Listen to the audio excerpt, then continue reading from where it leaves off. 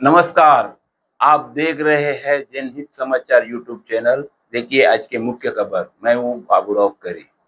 వచ్చే 5 సంవత్సరాల నాడు మనం ఏ పార్టీ టికెట్ మీద గెలిచేది లేదు. మనం సొంతం ప్యానెల్ పెట్టుదాం.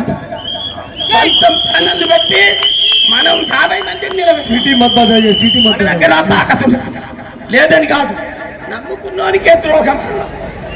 మనకు అవసరం లేదు, ఎవరిని బతిమిలాడే అవసరం కూడా మనకు లేదు. 5 సంవత్సరాల నాటికి మనము మన పార్టీ మన ప్యానెల్ పెడదాం. కానీ అప్పటిదాకా 5 సంవత్సరాలు వేసి ఉండేదేంది లేదు మనకు. ఇప్పుడే మన చేతిలో ఓటు ఉన్నది కాబట్టి మనల్ని గెలిపించుకోవాలి. 15వ తారీఖు గురువారం నాడు ఎలక్షన్. మన అరుణ రాజేందర్ వాసం గారి సీటు గుర్తుకు మనం ఓటేయాలి. 5వ నంబర్ మీద సీటు గుర్తుంటుంది, దానికి బహుమతితో ఓటేసి అరుణను గెలిపించాలి. మనకు పనిచేసే వ్యక్తి కావాలి. ఏరియా లోపల 5 సంవత్సరాలలో మనకు ఏ మనిషి అయితే వెనకొస్తాడు, ఏ మనిషిని మనం కలిసి పని చేయగలుగుతాం. రాజేందర్ వాసం కార్లలో తిరిగే మనిషి కాదు.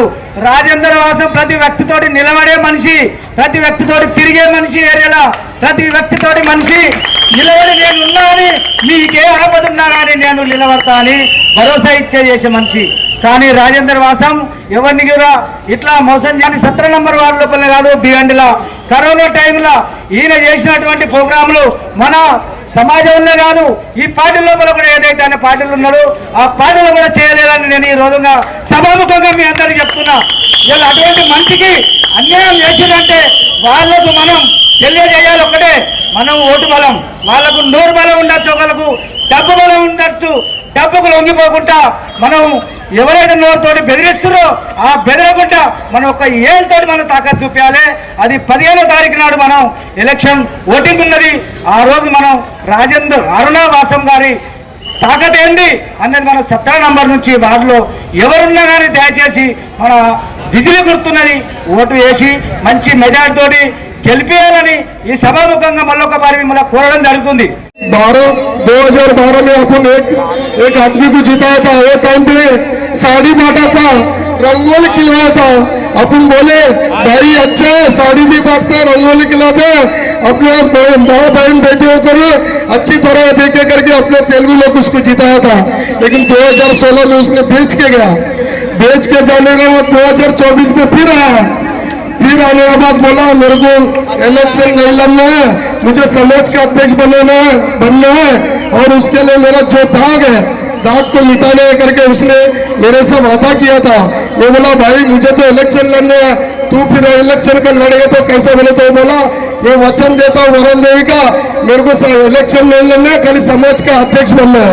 वो वादे से हम लोग बनाया था. पद्मावती पालन में इले सागर ने सुनकर चाहिए ने सब लोग मिल के हम लोग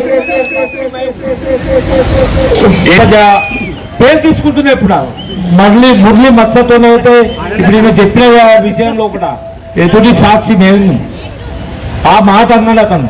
నేను సమాజ సేవ చేస్తా, నేను ఎలక్షన్లకు రాను అన్న మాటతోని ఇప్పుడు అతను ఏమనుకొని వచ్చిండు. అతను గెలిపించింది నేనే బుజ్జల మీద. 2024 సమాజ ఎలక్షన్ లో నేను సపోర్ట్ ఇచ్చిన అన్న. ఇప్పుడు మన పద్మశాలి అధ్యక్షులు కూడా ఏదైతే పద్మావతి ప్యానెల్ తో ఏదైతే గ్రూప్ చెప్తుండో పద్మావతి ప్యానెల్ క్యాండిడేట్ అని అంటుండో, పద్మావతి ప్యానెల్ క్యాండిడేట్ కాదు, పద్మావతి మెయిన్ క్యాండిడేట్ ఎల్ల సాగరంగా ఉండే, శుల్క శశిరం ఉండే, వాళ్ళకి తోడు నేనుండే, మేమందరం ఇప్పుడు పద్మావతి ప్యానెల్ క్యాండిడేట్ ఎట్లా వచ్చిండు. దీన్ని అడిగేవారు లేరు, చేసేవారు లేరు. ఇప్పుడు ఏమందంటే నేను 3 కోట్లు పట్టుకొని వచ్చిన మన పద్మగారు 3 కోట్ల తోటి కొంత ఎలక్షన్ జీతైతే 10 రోజుల్లో కూడా అందరూ బిక్కేస్తారు, అన్ని మండళ్ళు బిక్కేస్తారు, అంత పద్మశాలి సమాజ్ బిక్కేస్తాయని ఎంత అన్నితోటి ఉన్నాడంటే మళ్ళీ చీరలు వంచిండు. మళ్ళీ 2 రోజులు అయితే లక్షలు వేలకు వేలు వంచుతాడట, మీ అందరినీ కొంటాడట. మళ్ళీ ఒక 3-4 ఏళ్ల తర్వాత 6 కోట్లకు అమ్ముకోవాలని ప్రయత్నిస్తున్నాడు. అర్థం చేసుకోండి పెద్దలారా, ఇదే 3 బతుకమ్మ మనది. 365 అంటే 5 ఏళ్ళు అంటే 1825 రోజులు. 1825 రోజులు మన ఓటు అమ్ముకొని వారికి బానిసలు బతుకుతారో మీరు ఒకటే అర్థం చేసుకోండి. ఎవరైతే రిమోట్ కంట్రోల్ మాట వింటారా, జబర్దస్తి మొత్తం పైసా చూపెట్టే వారికి ఓటేస్తారా, లేకుంటే చీరలను పెంచుకొని పైసలు పెంచి మన పద్మూలర్లు వెళ్ళాలని చూసే వారికి ఓటేస్తారా? ప్రతి 24/7 మధ్యవర్తి కుటుంబానికి వచ్చిన గత 10 సంవత్సరాలు మీ సేవలతో అందిస్తున్నాను. ఇంకా 5 సంవత్సరాలు మీకు సేవలు అందించాలని నేను కోషిష్ చేస్తున్నా. నాకు ఓటేస్తారా? మీపై నిర్ణయం ఉన్నది. మిగిలింది 4 రోజులు. ఈ 4 రోజుల లోపల ఒక్కసారి అటువంటి యువత ఓడిపోయిందనుకో మళ్ళీ ఒక పద్మనగర్లో మన తెలుగు వాడు ఎవడు డేరింగ్ చేయడు, మళ్ళీ ఎవడు ముంగడికి రాడు. దయచేసి అందరూ అర్థం చేసుకోండి. పనిచేసే వ్యక్తి కావాలంటే అటువంటి కల్పించుకుంటే నేను వచ్చేసారి 2 తెలుగువారిని నిలిపించే ప్రయత్నం చేస్తానని హామీస్తున్నాను. నాకు తన గురించి ఇంతవరకు తెలియదు. తను చెప్పిందే నేను విన్నా. కానీ ఒక్కొక్కరు ఇంట్లోకి పోతే మీ సారు గీ పని చేసిండమ్మా, మాకు అన్న లెక్క వచ్చి మాకు గీ పనులు చేసిండు. కరోనాలో అప్పుడు మనం బయటకు పోయేటందుకు కూడా మనకు సౌకర్యం లేదు, బస్సు సౌకర్యం లేదు, ట్రైన్ సౌకర్యం లేదు, ఏమి లేవు. అప్పుడు భివండి నుంచి వెళ్ళి తెలంగాణకు బస్సు లేపించి ఈయన పంపించినట్టు ఆ విషయం నాకు తెలియదు అసలు. అప్పుడు చూసిన, కాకపోతే ఒక్కొక్కళ్ళ మనసులో అట్లా నిండిపోయింది. వాళ్ళు మేము మాకు ఇట్లా సీట్ అయ్యి ఉందనంటే ఆ పేరుతోనే వాళ్ళు మాకు ఎంత మంచిగా చెప్పిండ్రు.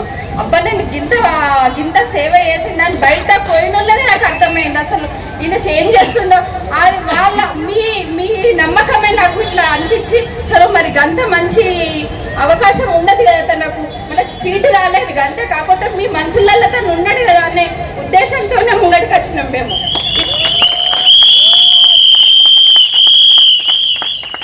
ఒక్కసారి మాకు నమ్మకం పోయాడు, బాగా బాధపడ్డాము. ఇంకోసారి అలాంటి బాధ మాకు వద్దు. ఖచ్చితంగా మమ్మల్ని గెలిపించాలని కోరుకుంటున్నా. నేను మీకు సేవ చేసే మోక ఆయనకి ఇవ్వండి, అది ఒక్కటే కాదు, సిటీ గుర్తుకు ఓటేసి గెలిపించండి.